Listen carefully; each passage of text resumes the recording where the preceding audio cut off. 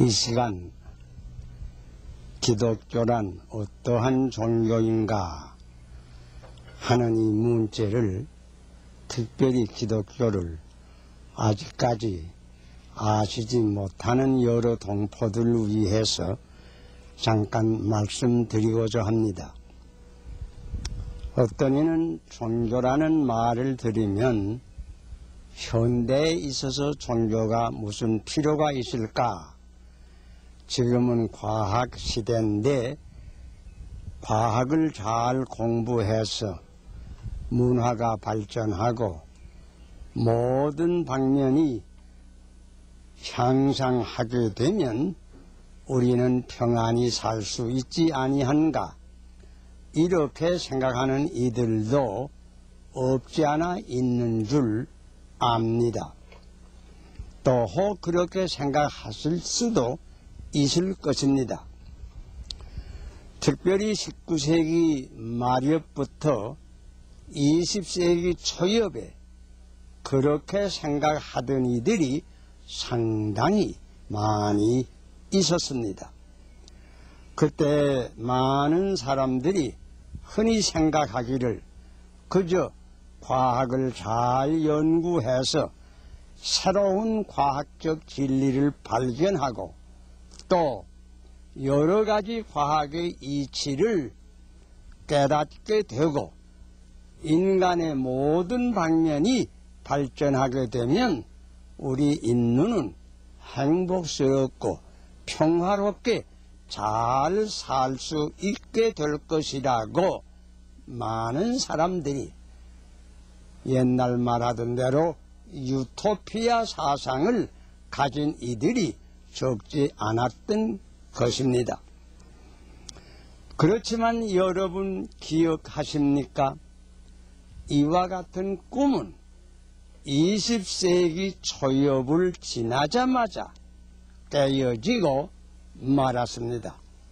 아니, 산산이 조각이 나 버렸습니다.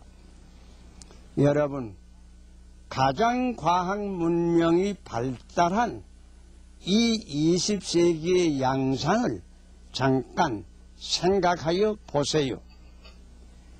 전 세계를 휩쓴 세계 제1차 대전 후 얼마 가지 못하여서 전 세계 인류의 참화를 가져온 2차 대전, 그리고 이곳저곳의 열전은 말할 것도 없고 그냥 계속되는 냉전, 과학이 발전되었다고 하는 이 20세기는 문자 그대로 인류 역사상 가장 빛내나는 세계가 되고 말았습니다.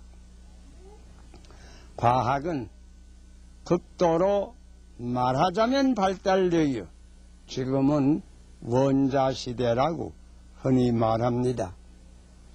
지금 그 결과를 가만히 생각해 보면 오늘 세계 인류는 언제 이 원자탄이 우리 도시, 아니 우리 머리 위에 떨어지지 아니할까 하는 염려로 전전긍긍하고 있습니다.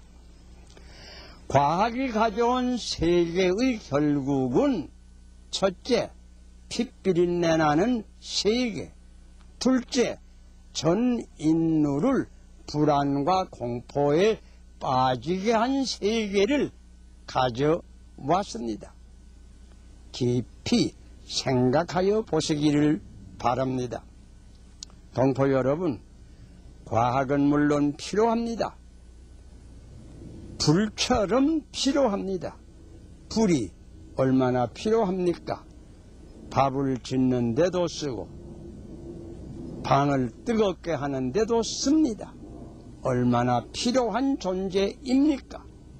그러나 그 불을 쓰는 사람이 바로 쓰지 못하면 오히려 우리 인간에게 큰 피해와 화를 가져오고야 맙니다. 과학이 역시 그러합니다. 과학은 아주 필요합니다. 인간 문화에 꼭 있어야 합니다.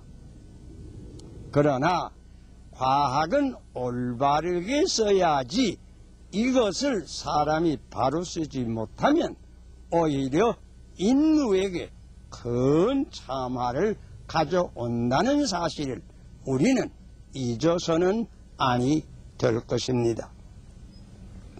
과학은 비행기를 만들 수 있습니다. 또 원자탄, 수소탄도 역시 만들 수 있습니다. 그러나 이것을 바르게 쓸 수 있는 사람을 과학은 만들 수 없습니다. 이 썩고 악한 사람의 근성을 바로 잡을 세력이 어디 있습니까? 어디 가서 이 사람을 바로 만들 수 있습니까? 여기에 비로소 종교적인 문제가 들어옵니다. 사람은 스스로 자기를 바르게 만들 수 없습니다. 사람을 본래 지으신 조물주 하나님께 돌아가야 합니다. 어떤 이는 흔히 말하기를 우리 사람에게 제일 중요한 것은 빵 문제가 아닌가. 빵을 달라고 대중은 부르짖습니다. 나를 따라만 오라. 그렇게 하면 내가 내게 빵을 주리라. 어떤 지도자들은 외칩니다. 어떤 의미에서는 이 말도 옳습니다. 과연 인간이 살라고 하면 의, 식, 주, 옷과 먹는 것과 살 집이 있어야 합니다. 우리 한국 민족에게 정말 중요한 문제 가운데 하나는 이 경제 문제입니다. 그러나 여기서도 생각할 것은 이 문제만을 해결한 사람이 과연 그 생활에 참된 만족이 있었던가? 공산국가에서는 이 빵 문제를 해결해 준다고 하는 약속을 가지고 온 국민을 노예와 기계로 삼고 있습니다. 설사 그들이 빵 문제를 해결했다고 합시다. 여러분, 그 독재 아래에서 시달리는 그들에게 과연 참된 행복이 있는 줄 믿습니까? 민주주의 아래에서 자유를 누리면서 이 문제를 해결한 나라는 아마 서구와 또 아마 여러 몇 나라를 우리가 생각할 수 있을 것입니다. 미국, 특별히 미국 같은 나라는 민주주의의 정책 아래에서 국민에게 자유를 확보하면서도 생활 문제를 잘 해결한 나라일 것입니다. 이 문제를 해결한 미국 사람에게는 그러면 만족이 다 있을 것인가? 바로 제가 몇 해 전에 우연히 어떤 책을 한 번 읽어보니 그 해에 미국에서 매년 삶의 권태를 느껴서 자살하는 사람이 약 1만 6천 명이라는 놀라운 숫자를 읽어본 적이 있습니다.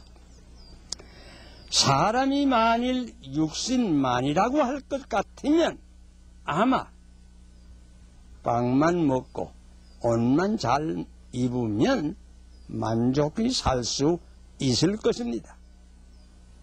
여러분 아신 바와 같이 사람에게는 육신만이 아닙니다.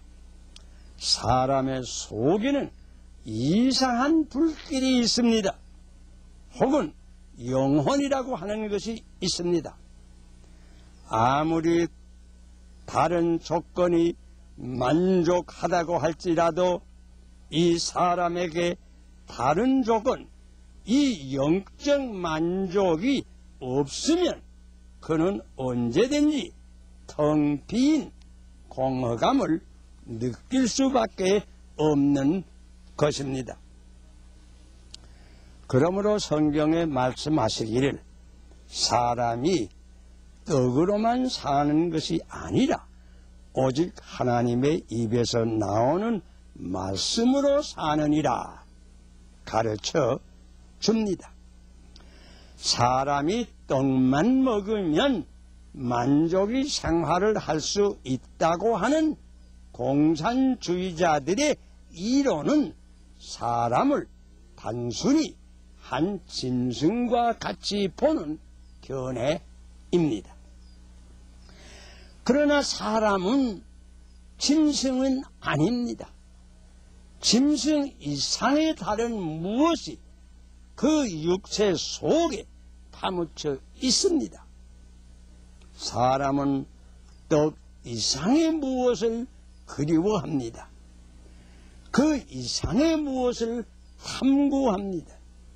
그 이상의 무엇을 얻지 못하는 한 언제든지 인간의 깊은 심령에는 큰 공허감이, 탱 빈 느낌이 그의 마음을 괴롭게 하고 있습니다. 여기에 종교 문제가 들어오는 것입니다. 이런 얘기가 있습니다. 옛날 독일의 쇼펜하우라고 하는 유명한 철학자가 있었습니다. 그이가 한 번은 어떤 공원에 가서 의자에 외로이 앉아 깊이 인생 문제를 명상하고 있었다고 합니다. 깊은 명상에 잠겨서 해가 지는 줄도 모르고 어느덧 황혼이 깃들어서 공원 문을 닫을 시간이 되었는데 공원지기가 공원을 둘러보다가 한 구석 위에 보니 의자에 앉은 어떤 노인이 눈을 그냥 감고 나가지를 않고 있는 것을 발견했다고 합니다. 이 공원지기는 아마 어떤 빌어먹는 노인이 여기 와 앉았나 보다 이렇게 생각하고 큰 소리로 이거 누구야? 이 사람 어디서 와서? 고함을 쳤다고 합니다.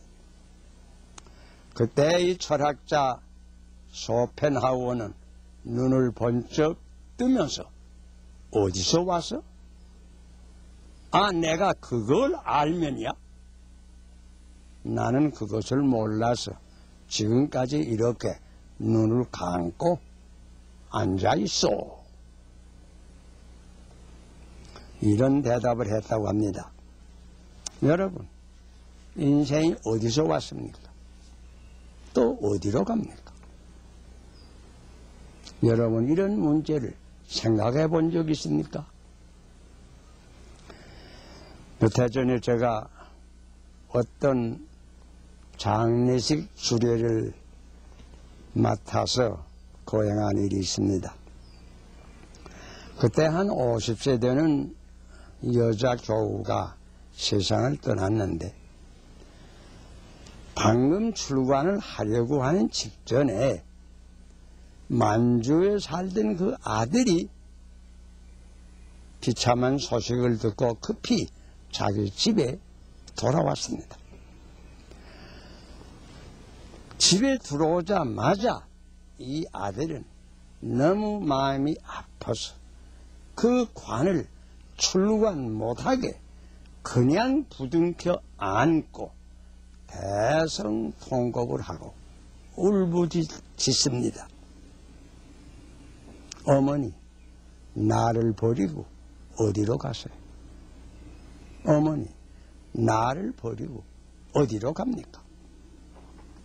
그 말을 지금도 제 귀에 쟁쟁합니다. 여러분, 사람이 죽으면 어디로 갑니까? 인생이 다 산 후에는 어디로 갑니까? 우리는 흔히 생로병사,